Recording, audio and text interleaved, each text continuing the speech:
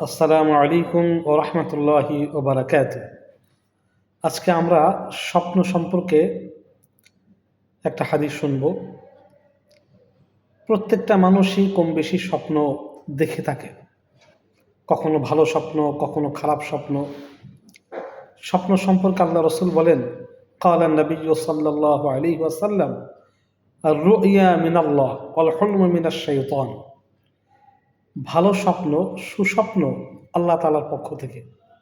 আর খারাপ স্বপ্ন, দুঃস্বপ্ন শয়তানের পক্ষ থেকে। বলা যায় স্বপ্ন তিন প্রকার।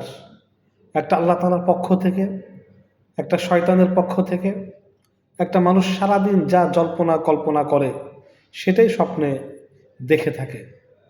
যে কাজ করে, যে কথা বেশি বলে, ওইটাই স্বপ্নে দেখে থাকে। তো স্বপ্ন যেরকমই হোক, ভালো হোক আর খারাপ হোক, ঘুম থেকে উঠে ভালো স্বপ্ন আল্লাহওয়ালার কাছে বলা যেতে পারে, এবং খারাপ হোক আর ভালো হোক, কিছু টাকা পয়সা দান সদকা করে দিলে যদি ভালাই হয়, আল্লাহ পাক এর সাথে আরও অনেক মঙ্গল ভালো সহ তাকে দান করেন।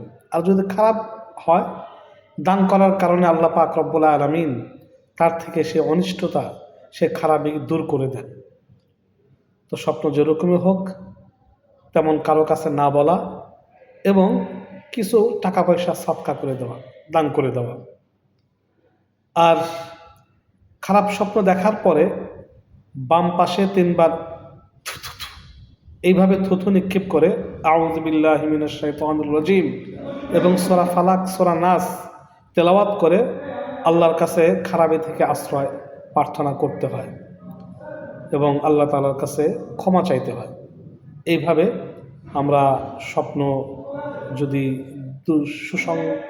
ভালো স্বপ্ন দেখি, সুসংবাদ গ্রহণ করব, আল্লাহ পাকের নিয়ামত হাসিলের জন্য দোয়া করব।